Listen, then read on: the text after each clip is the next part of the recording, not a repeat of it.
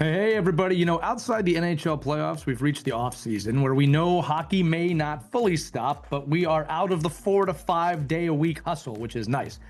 Kids are outside playing other sports, they're doing other things, which is awesome. We encourage that. But they're not getting the same reads, the same decisions, the same game speed reps that they get during the season. And that's where most players tend to fall behind because the first thing to slip is not the hands, it's the hockey brain, the decision making, the reaction speed, reading the plays.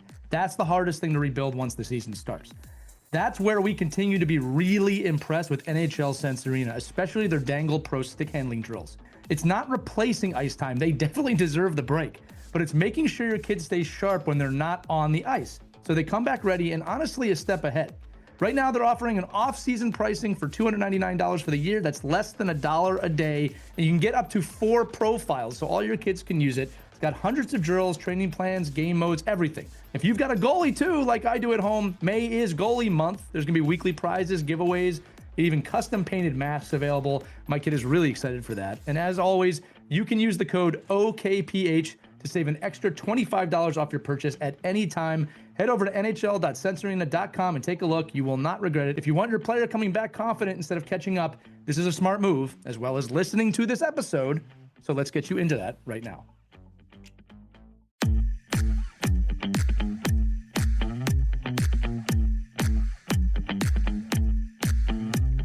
Hello, hockey skaters and goalies around the world, and welcome back to another edition of the Ride to the Rink. It's Lee, Christie, and Mike with you today. And our big episode this week, kids, we talked about the top 3 things that your parents should never say to you before you exit the car.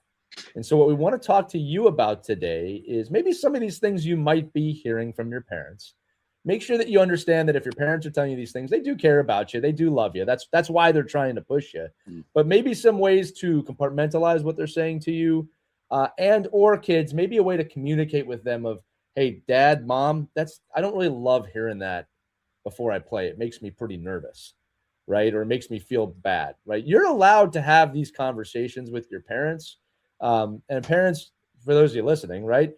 You should want your kid to have these conversations with you about how they're feeling and things like this. And kids, listen, I promise you, if you're listening to this show and your parents are listening to this show, you're probably in the right place to have this conversation. All right. Because the kid's not listening to this show, we're not having these conversations. So what we're going to talk about is what we discovered, which is there's usually 3 things or 3 versions of a thing that your parents or caretakers might say to you. And we're going to start with the obvious one, which is, hey, buddy, don't do this, right? Don't turn the puck over. Don't mess up. Don't be afraid. Kids, it is absolutely okay to feel feelings before a game, especially fear, because that means you care, right? But if your parents are telling you don't do something, you're probably going to think about the thing they're telling you not to do and not in a good way. So if they say that, first thing you can do is realize, okay, well, they're telling me to try and work on something, right? Like you can break this down in your mind, right? But you can also tell mom and dad, hey, I don't like it when you tell me don't do something before a game, right, guys? I think that's fine. It's okay to have these conversations, kids. It's okay to have these feelings too. And it's okay to share those feelings with mom and dad. Mom and dad love you. You know, they're people who really care about you and they want to bring out the best in you. Sometimes we don't always get it right. And it's okay to say, hey, mom, I know you just said go out there and skate because I'm the best player out there. And I love that you think that, but I'm part of a team. And let's not forget that. So have that conversation with them. Remind them that hockey is a team sport. I'm sure you'll open the door to a great conversation with them. Yeah, and I think because we know you're listening to the Ride to the Rink, we already know you're one of the smartest players on your team, and that you're able to take the messaging, whether mom's saying it, dad's saying it, a coach, a grandfather, you can take that message and you can turn it any way you want in your head. So whatever you hear from your dad or mom, and I think Christy and Lee, it's coming from a place of love. It's coming from a place of, I think I want to motivate my child. But as a player now, you can step out of the car. You could refocus that message into I can, I will, I can't wait to do this. Like you can manifest that back to a very positive place, even though the messaging might have been sent to you in a negative way. Just remember, when you step out of the car, it's your whether you're 8 or 18, it's your ability to change the messaging in your head right before you walk into that locker room and Right. get ready for the game. Yeah, look, another way this may manifest itself is by your parents saying, you need to do X, Y, and Z. You need to score. You need to skate. Again, for the parents listening, not the best message, right? But for the kids listening, again, what are your parents really trying to say, right? First off, kids, the reason we don't like the words "you need to" is because it makes it just about you. And as Christy said, this is a team sport, right? Everyone should be doing something. Everyone should be trying to skate hard and score and things like that. So it's not really fair for all that pressure to come down onto you as one person. But what your parents are most likely trying to say when they say you need to do something is have a good impact in the game. We want you to have an impact in the game. And you have the ability to do that, but you need your teammates to do that, right, gang? It can't all come down to one player. Yeah, your ability to work with your teammates and put that in a place where you can contribute is number one. And then whatever comes out of that is all gravy. Like whatever you can do to come in there and mom and dad know, like you must do this. I know I must do this, but I'm going to do this within the context and the help of my teammates. Yeah. Right. And also, kids, another thing that happens a lot is you may want to tell your parents, hey, if I score a goal today, can I have $20? Can I have that new hockey stick? And if the parent says, let's talk about this, resist bringing that notion into their heads, okay? You score because you want to score it, right? Not because you want to get something out of it. You score because you're motivated to go out there and do your best and try your hardest. If you're being offered money for goals from whoever, right? I'm begging you kids to tell them if that's the way you're going to do it, which I don't agree with, but if that's the way you're going to do it for points or good plays. Not just goals, because you look so selfish out there when it's a 2-on-1 and you shoot when you should have passed because you want $20, all right, or whatever, all right. So if you're doing that with your parents, again, I don't agree with it. Not you got to do what you do. Do it for good play, not just for one singular thing. Exactly. It's motivate for the right reasons because you want to win, not because you want to get a new hockey stick or new skates or $20 every day. Yeah, and I'll say this too. Kids, one of the things that I tell my players and my kids, especially in like big games, is not you need to do something. It's I really just want you to come out of this game and tell me and look me in the eye and say, I did everything I could today, did the best I could today. Like that's the message I want to get from my kid. Dad, I did the best I could. All right. I have to believe you, and it's up to you to tell me if you really didn't do the best you could and learn from that. But hey, I did the best I could today. Right. That's what I'm looking for as a coach and as a parent. Now, the last thing, kids, that some of you may hear, especially around tryout time or eval time, is, hey, the coach is really watching you today. The scouts are out there today. You got to show the coach what you can do today. Kids, that's every day. So if your parents have said that to you, first off, I would look back at the eye and say, you know what, that's every day, mom, dad, every day I got to work for the coach.